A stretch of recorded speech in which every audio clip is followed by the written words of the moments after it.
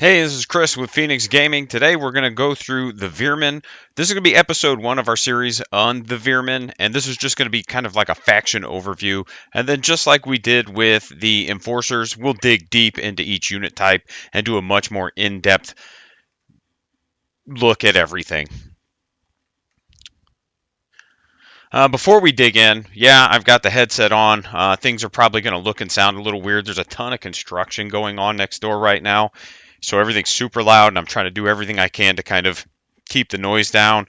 And I don't have this window open like I usually do, so we're trying to keep that closed, mostly to keep because it does affect the lighting and stuff because they've got cranes and all kinds of stuff. It's literally right outside my door, so that's why we're doing a little bit different setup today. But we're going to do a brief overview of the video. So first, we're going to start with an introduction. Why play Veermyn? What it is about the army that makes you want to play them. Army concepts. How do they play? What are their strengths? Again, this is going to be structured a lot like my Enforcers video. So we're going to talk about kind of what the army looks like it's supposed to do and what my experience with it is so far. We're going to do a brief overview of the orders. We're going to go over faction orders, and then we're going to touch on some standouts for the command orders. And then we're going to touch on some unit standouts. And then again, we're going to go over all of that in much greater detail later. So don't think that just because I didn't touch on something means I think it's bad or whatever. Today is just, hey, what looks pretty good at a glance. Before we start, let's talk about some announcements. I am organizing Mordheim right now as we speak. There's the Broheimer and the Mordheimer, or Broheim and Mordheimer, whatever it is. There's a couple websites that have all of the rules collated and easy to access. And I've got a local community that's interested in playing it, so look forward to hopefully some Mordheim battle reports coming soon. I am slowly working on building up terrain and getting some war bands painted and stuff like that. And I told everybody we're going to see some actual battle reports coming, not just streams, but I'm going to actually sit down and edit things like a normal YouTuber might instead of just streaming all the time. Let's see. 40K tournament Saturday. I'm playing guard. I bring this up because I've kind of sworn off 40K for a long time, and I told everybody I was going to dig back into it. I did the league, the last league I was in. I ended up winning. I went 4-0 with my Drukhari, and this time I'm just burned out on Drukhari. So I decided I was going to play my guard. I decided to slow build a guard army that's got a much more American aesthetic. So I've got some Sherman tank proxies for Lehman Russes and stuff like that. I've got actual Lehman Russes too, but I wanted to make sure I had things that looked American. I'm only running Catachans for my infantry, again, just for the theming and the aesthetic, so it's going to be funny. I'm either going to try to get a list preview in later today, but what's most likely is I'll just do a list preview and recap all at once at some point next week. That's going to be the most likely thing to happen, and that's simply because of time. I've got a lot to try to get done today, tomorrow, and Sunday. Obviously Saturday, tomorrow we've got the tournament, so I just have too much going on. I do have a rules Q&A that's going to be coming up with the Firefight Rules Committee. Again, they're a group of volunteers that kind of work with Mantic about, Firefight and their rules. So I am working with them on that. I've got a list of questions. So again, if there's things that you'd like to see answered, if there's questions you have about Firefight, drop a comment so that I can add it to the list. And if I can answer it without hitting the Q&A, I will. Just because it's one of those where if I can answer the question, I will. And honestly, we've got a great community. Whenever I've had a question, it's not taken long for somebody to at least point me in the right direction, which is what I'd prefer. I'd prefer somebody says, "Hey, you find it here," then just tell me the answer, because I want to understand why the answer is what it is. I'm also going to be looking into a game called Warlords of Erewhon. I forgot I bought this a few years back. It's Warlord Games Rank and File. They make bolt action. And, I think we played maybe 1 or 2 games, and it was fun. It was mostly just at that point when we tried it, things were starting to kind of like break up and separate like some of our play group. I think it was right before the fire, if I remember right, which, that's when I lost my store. So it's one of those, like, a lot of things have kind of kept me from playing it. And now that I've remembered that I have it, we're going to dig back in and I'll talk on that.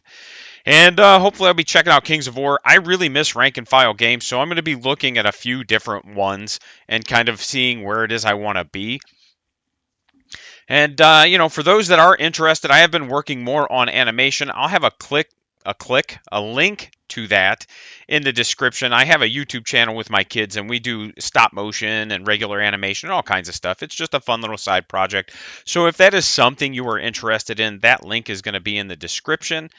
And right now, I'm currently in the lead in a Firefight fanfic writing competition. It's on the Ronnie the Bard of Mantica Facebook group, and you know, there's two of us right now, I believe. I don't know how many there were. I don't know how they I don't know if they just like narrow it down to a handful or if we were the only two that entered into it. But I will say, right now I'm in the lead, which is kind of cool. But her story is very good, so hopefully, I'd like to win, but I wouldn't be upset or sad if she beats me because her story is pretty good. Other than that, make sure you're liking the videos, subscribing to the videos. I appreciate all the views.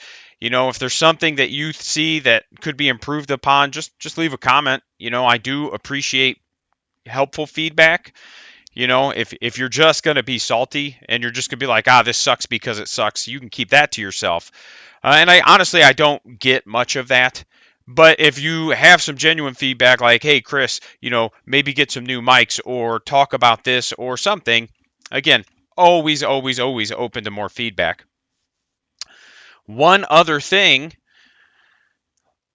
Monday is Veterans Day in the United States, so if you're in the U.S., happy Veterans Day. If you are a fellow veteran, as I am as well, happy Veterans Day to you, and stay safe. Make sure you have a designated driver if you go out and about and partake in any kind of, alcoholic beverage consumption or anything like that. Always be safe.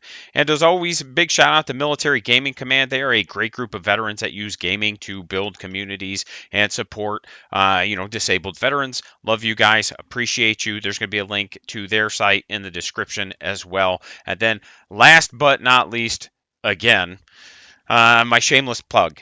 I am monetized on YouTube. I do earn a little bit of money from the ads, but this goes a long way. So if you are a Firefight player and are looking to buy more models, or if you are looking to get into Firefight, I'll put some Amazon links in the description for some products that'll get you going.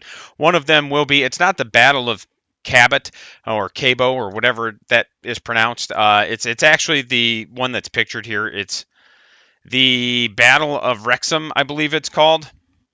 And it is the Veermyn Forge Father starter set. It does come with everything you need to play. That is actually the box I got to get into Rats. I split it with a buddy who wanted to get into Forge Fathers. And ignore the fact that I guess I just forgot to edit this slide aside from putting in the picture. So I apologize for that. It won't be the Enforcers Marauders box link in the description, although I'll probably put that one in too just in case. But now let's dig into what you're all here for. Sorry for the long intro. First of all, why play Veermyn? The models, hands down. I love this army aesthetically. It's been on my radar much longer than the game even has. I've seen the Veermyn. I've seen them in Dreadball. I've seen their models on the website and stuff like that. Like, I have seen Veermyn and known about their existence longer than I even knew that this was a game. I love the old fantasy Skaven models, and I know Veermyn have their own distinct look, but they do kind of harken back. They're like a throwback to the old fantasy, Skaven, the Ratmen. Or in my local play group, we call them giant men the size of rats. There's a whole big story behind that. But the other reason to play them is you want an army with a high skill ceiling. And what I mean by that is, they play a lot like an army that's going to punish you if you play poorly, but reward you if you play well. They are not forgiving, but they do have a lot of tools. So interestingly, when we did this last tournament, I was talking to a group of the players afterward, Out of the 6 players, I think 4 of us were sitting there talking for a bit. And, for one of the players, that was their first time seeing Veermyn on the table, and he knew I was bringing them, so he was kind of looking at them to see what they did. And he was just like, that looks like a really hard army to pilot. And I was like, yeah, it kind of is, but I didn't really think about it. I just, I've said it before. When I first started, I started with enforcers, and when I started playing Veermyn, I was just like, man, these guys suck. And it's not necessarily that they suck. It's that they're not as straightforward as the enforcers, and their tools are so much different.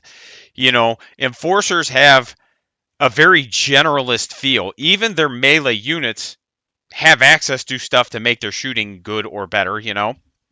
Whereas with Veermyn, uh, they're just kind of weird. They're not really. There's not a lot of units that are actually really good at any one thing.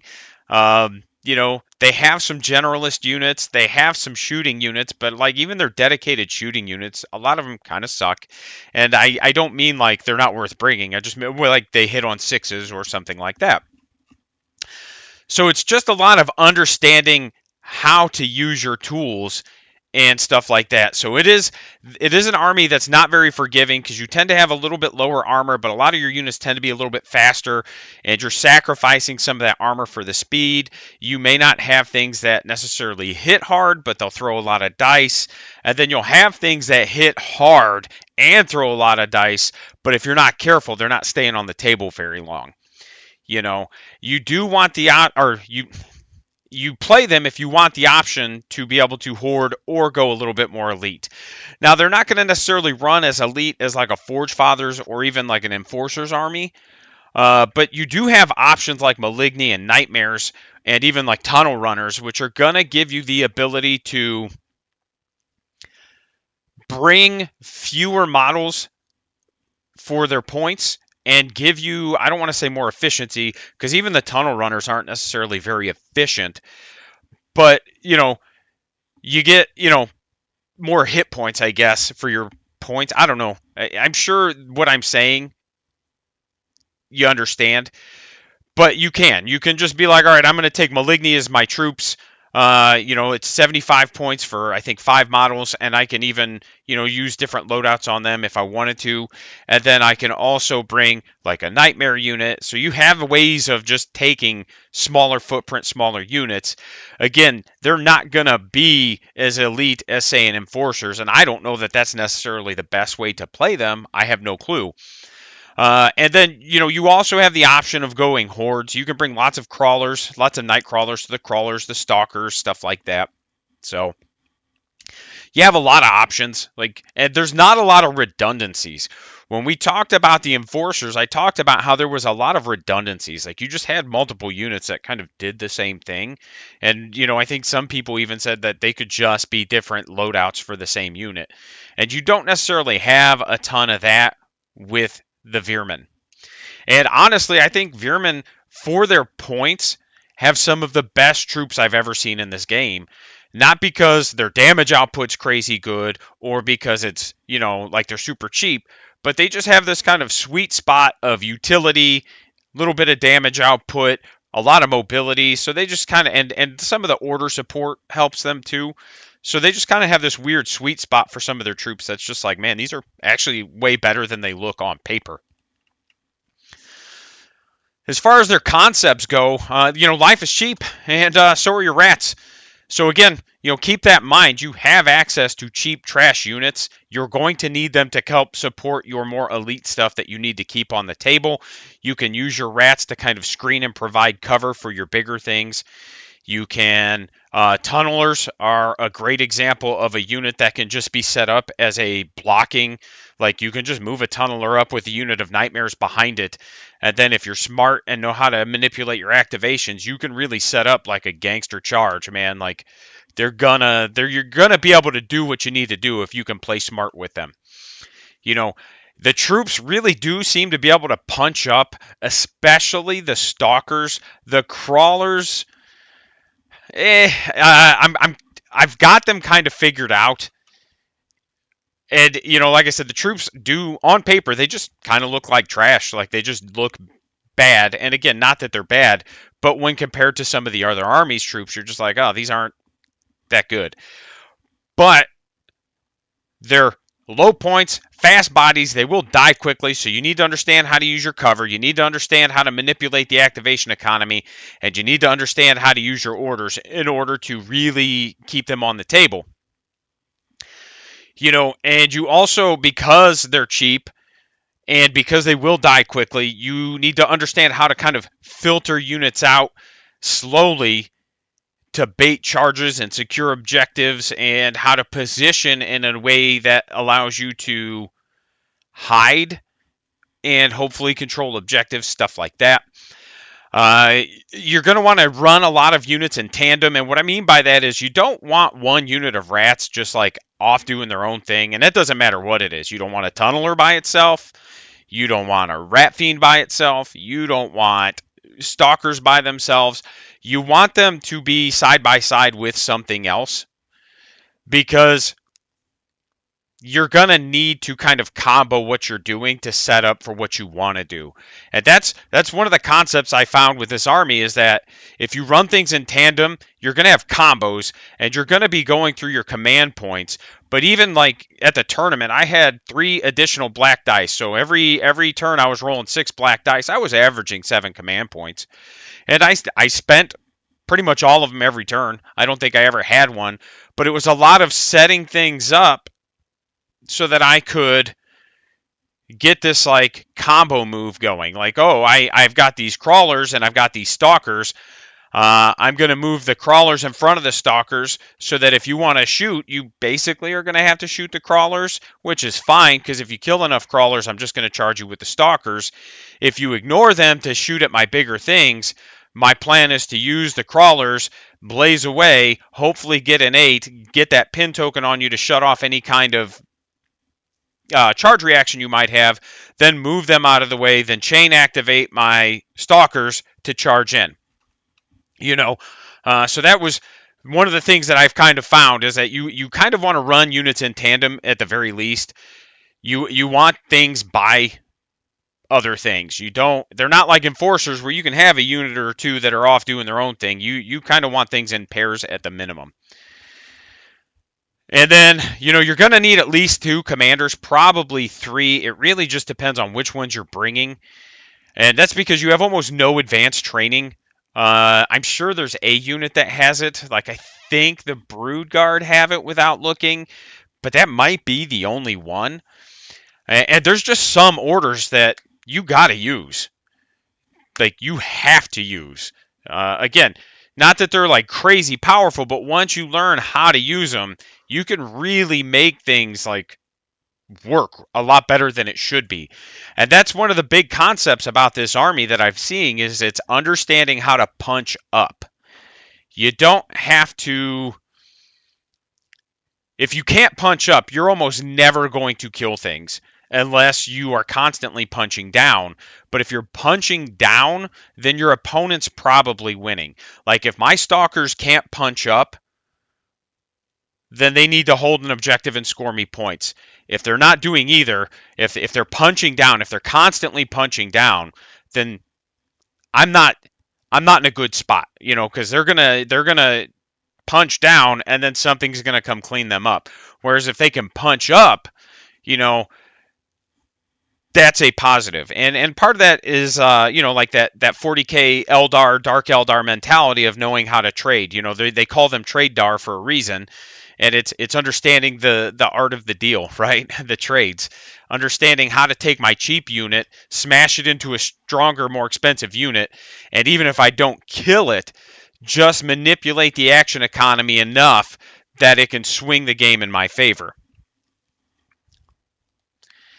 So we're going to go over the faction orders. We're going to go over them kind of in detail, not like crazy in depth.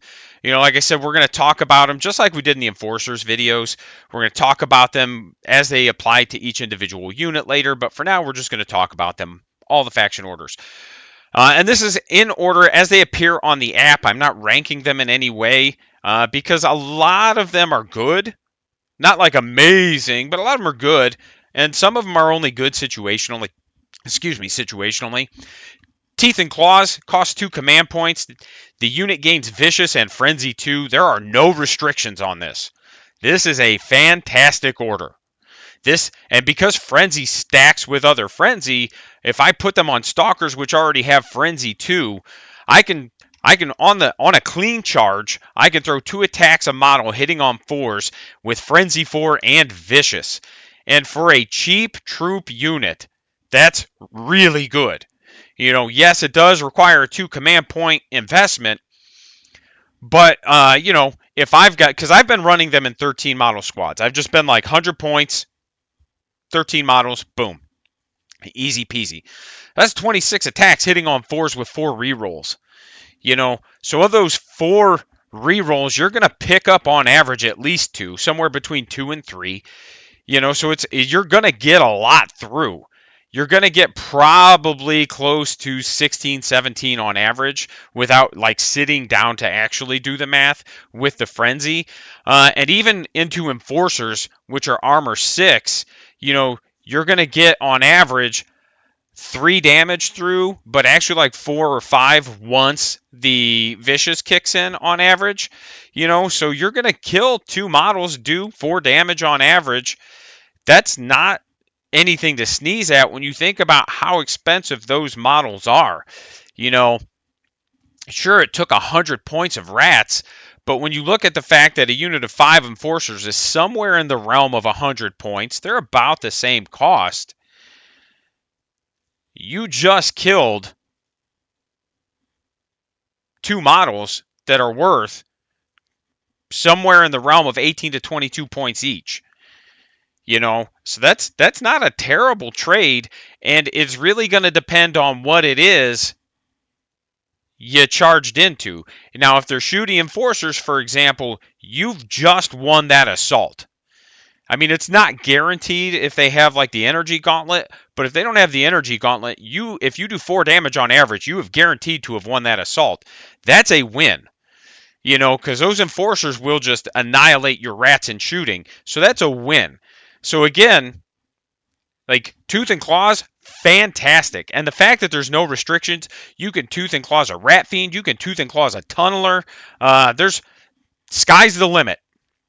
Like, as long as you're within range of that commander, they can get Tooth and Claws. That is a fantastic order. It just so happens that, like, I think it's probably the best one that the Veermyn have, and it happened to be the first one in the app. Burrowing Attack is 2 command points, but it's boosted for 1. And what it does is you can treat a hindered charge as an unhindered charge, which means you'll get your +1 to hit bonus on the charge. And then you can boost it to treat an advance action as a hindered charge. This is a situational order, but this is a fantastic order. Because, like, one good example is in one game, I used it. I was playing, I think it was my game against the Marauders. And he had, what are those things called? Rainmakers. And I was like 10 inches away from him. And I was like, all right, I want to charge these. I want to win this assault. I don't care who does the damage first. So what I ended up doing was I ended up shooting him. I think I blazed away to pin them just to give them that -1 to hit is really what I did. So I blazed away with them with their shooting, and then I walked into combat. But then I spent the command points to treat it like a hindered charge, which allowed me to strike first instead of simultaneous damage. Because the tunnel runners move 12. So I just walk in, but I still fight first. And so there was another game where I did that. I think that was into Asterians. It was. I needed a unit to die. And I was like, all right, I'm not going to kill them with shooting. I'm not going to kill them with melee. And if we fight simultaneously, like, there's a chance he just kills me. So I ended up shooting and then spending, like, I spent the command points, I shot it, and then I walked into combat and was just like, ha. And then I ended up, I think I still ended up killing him. But it took both. And had I not done both, I'd have been in a bad spot. So, again, Burrowing Attack is fantastic. 100%, like, amazing order. Let's see, Pestilent Haze. That one's okay. You can only target a unit with a minimum of 6 models, and then that unit is considered to be in cover and gains a stealthy keyword until it next activates. The fact that it lasts so long is really good, and the fact that it's one command point is really good. The only real downside is there's a command order that does almost the same thing, but it doesn't have any restrictions. It is useful because if you've got 2 progenitors, as we'll discuss, like you could hand out stealthy and cover to 3 different units then, as long as one of them has 6 or more models. So again, it's not that it's bad, it's just that you have access to just like a better version of it with a progenitor. Volatile. It basically lets you supercharge weapons. It gives you +1 to hit except for flamers. It gives you bonus AP, but ones to hit do a damage to you, and then you will pin and activate immediately after shooting. So if you shoot first, you won't get to move if you roll any ones to hit because you're just marked as activated right then and there. It can be a good order. I like using it with the tunnel runners because they've got the twin chem spitter because you can only use it on specific weapons. And having vehicles means they're not going to get pinned. And then, with 3 hit points, you got to roll three hits in order to lift a model. So it's one of those, like, I like it on the tunnel runners a lot just because they're kind of a safe. You're not going to, if you roll A1 to hit, you're not going to just like, I'm picking up a body. Now, if you roll 3 ones to hit, that's going to feel less good because you're just like, I'm just picking up a more expensive body. But, it's a high risk, high reward order, so it is what it is. But you couple that with the fact that like the tunnel runners have 3 AP2 shots, now you have 3 AP3 shots that'll go from hitting on 5s to hitting on 4s, pretty good. Narcotic Frenzy, this is a good order. The only thing, it gives Resilient 2 to troops, and then for 2 additional, you can give it to anything but command units. It's a good order. I just forget about it because I'm usually doing other things. And so like there's probably ways to like really lean into this and like make it pretty good. But it is still good, and I did remember to use it a couple times, and it was relevant when it got used. It kept a unit alive that just needed to stay alive, like needed. They made their nerve check, held an objective, and scored points. So it is good. Just like I said, it's one that I kind of forget about because everything just dies so fast anyway. The big thing here is that, any specialist or support unit can get it. So you can give it to a Rat Fiend, which is worth their armor 7, so they'll be chunky. You can give it to a Tunneler, which is also good. So it's one of those like, it is a good order. It's just one that I kind of forget about because of like the progenitors. Like I said, like I ran 2 progenitors, so it's like, I can spend 2 command points, 1 on each of them, to give 2 different units cover and stealthy, or I can spend 3 command points to give a unit resilient 2. Let's see. Lucky Shot is 1+1, so the trademark weapons gain Marksman and Vicious, and then you can boost it for adding 6 to their range. Situationally good. I think I probably used it 2, maybe 3 times the whole tournament, but every time I used it, it was real clutch. It was very helpful. There was a unit of, I forget what they're called, but it's the Asterians. One of their units. Couldn't tell you which one. I had just enough line of sight to be able to shoot them, but I needed the extra range, so I spent the 2 command points. But that gave me Marksman and Vicious, and because they were like in cover and stealthy and all their other bullshit, I was just like, well, I'll just blaze away with my crawlers. Here's like 25 dice. Let's see what happens, man. So, and I think I actually ended up spiking. I think I cleared the shields and killed a body, which, again, that's what you want when you play against Asterians, is you just want volume to clear those shields. So I couldn't complain. Like I said, we're going to touch on standouts for the command orders. We're not going to dig deep into these because we're going to talk more in depth when we talk about command units. But the ones that stand out, Haze Grenades, Progenitor. It's 1 command point, 1 friendly unit within 9 inches gains cover and stealthy until the start of the next activation. And that's important. So again, this order, and you're going to notice a theme with this army, this order requires you to understand your order of activations, how you need to set things up. You don't want to use it and then activate the target. You want to activate the target, then use it. Because then it lasts until the next time they activate it. Actually lasts till the end, like past the end of the round.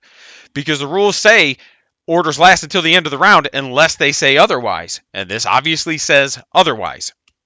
So if I'm wrong on that, correct me. But my understanding is because this says otherwise, it would last until their next activation. So again, you either want to use it immediately, knowing that you're going to activate at the end of the round with the unit just to kind of keep damage off of it, or you want to hold that for after you have activated that target unit so you can slap it on there immediately. And remember, because it's a command order, it can be used at any point before or after an action, so you can move a unit up there and then slap it on there. You don't have to do it at the start of the activation. Haze grenades, I had 2 progenitors. Awesome. Because again, if you have 2 heroes, 2 commanders, you can repeat command orders. It's only the faction orders that say they can't be repeated. Man, putting it on a tunneler with 6 shields was really frustrating for a lot of my opponents, where I was just like, okay, it's armor 8, it's heavy armor, it has 6 shields with the shield generator, and it's effectively going to just be -2 to hit. Have fun. I don't care. So that was real clutch. And being able to hand out 2 of those, because I had 2 progenitors, meant that a lot of times I'd be like, well, I'm going to put one on the tunneler, and then I'm going to put one on the rat fiend. And then because the tunneler has the 6-inch aura for its shields, I'm going to keep them fairly close together anyway. So that whole bubble is just going to be -2 to hit with shields. Let's see, leader of the pack. That's a great one. It's a 12-inch aura of Vicious and Frenzy.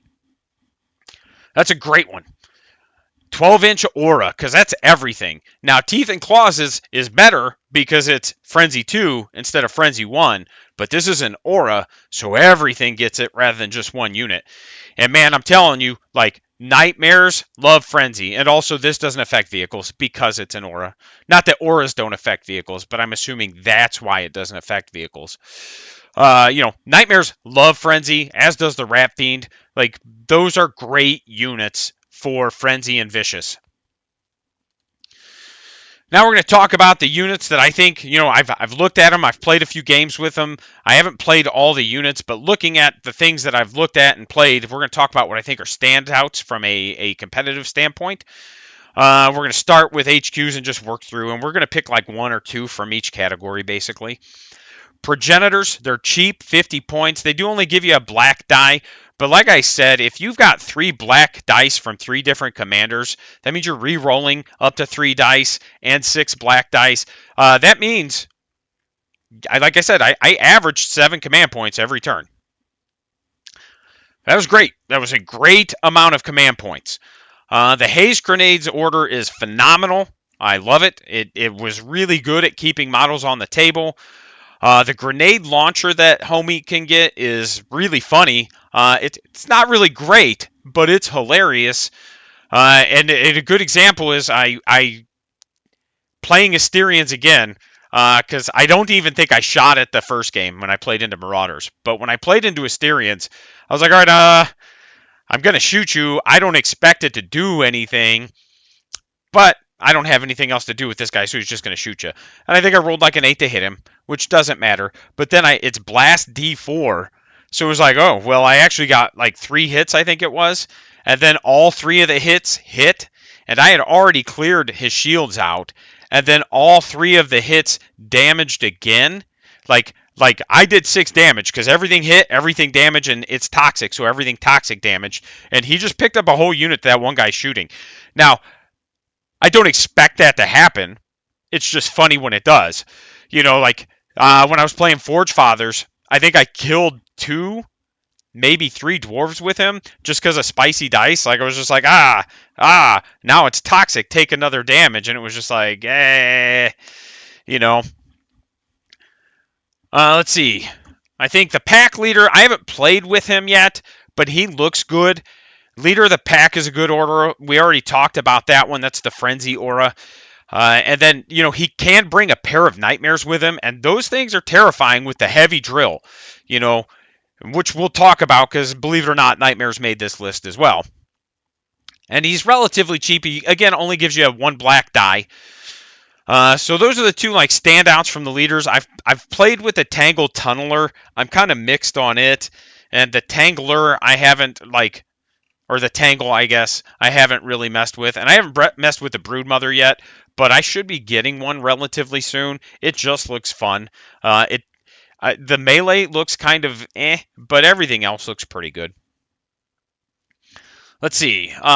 So we're gonna move into troops. Stalkers. Well, I've said it now. I just think they're some of the best troops in the game for their points. 70 points get you 8 base bodies. They have trademark pistols, so you can give them marksman if you wanted to. You could like extend their range, which again I did do, just to kill like one model. But that one model was on an objective, and I did not want to risk them making that nerf check. I wanted to make sure they died, and it allowed me to still control my objective and stay far enough away that I couldn't get countercharged. So it was worth the command points to do that, absolutely. Let's see. 2 attacks in melee that hit on 5s with really good order support, and their Frenzy 2 and their Overwhelm 10. I tend to take 13 bodies for 100 points. Additional bodies are only 6 points each. So again, they're just an awesome, awesome unit.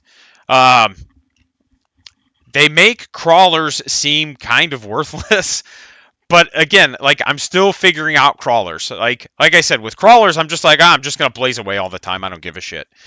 So stalkers, hands down. I think they're phenomenal, phenomenal units. You've got basically ways to blind charge them and still hit on 5s with your orders.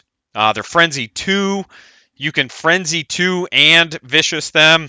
Like, it's just a lot of dice. There's a Master Creeper who has a 12-inch aura of bonus AP for troops, and that's for both shooting and melee. And, I've yet to feel like that's worth it. And it could just be I need to be better at positioning. Like, he's probably better positioned around a couple units of Maligny, which already have like the heavy ray guns, push him to AP3, I think it is, or maybe it's AP2. I think they're either 1 or 2 base. I don't remember which.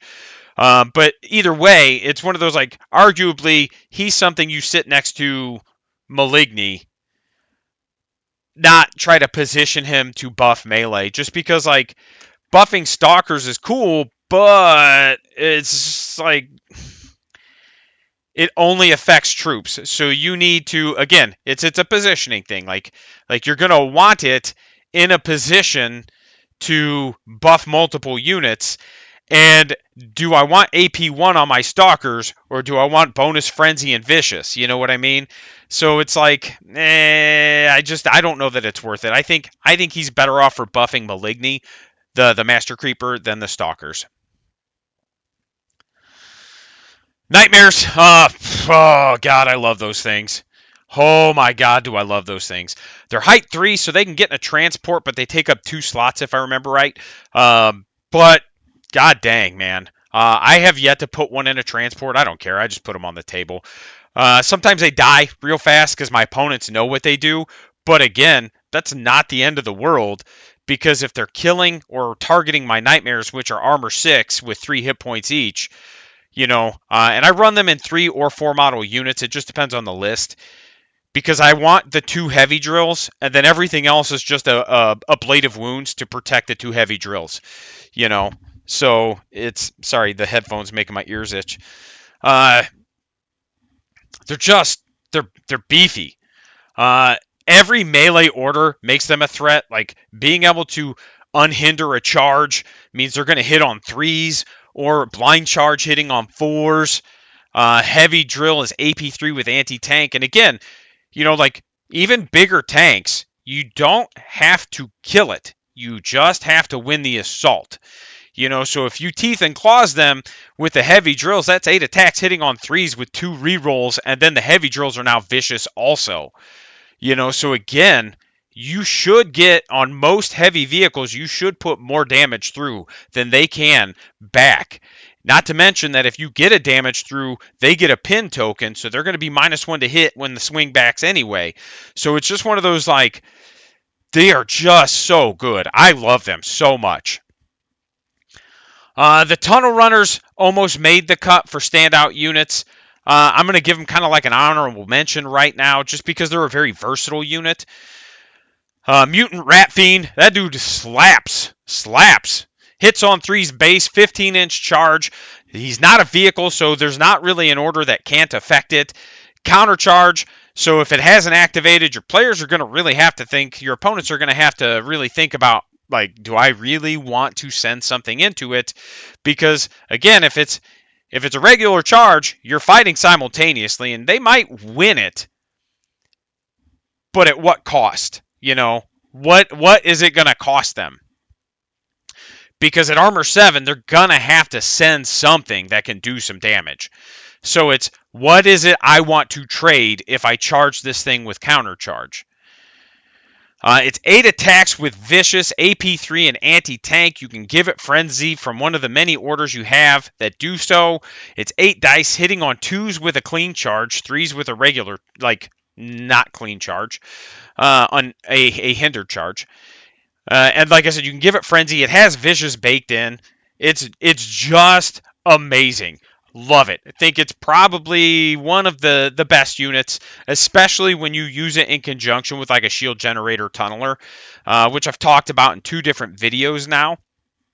So there's that. I just think these are the big standout units from the Army. There's some more I want to play with. If obviously you've had different experiences, let me know in the comments below. I'd love to hear other players' thoughts on it. My understanding is that Veermyn are kind of underrepresented, though.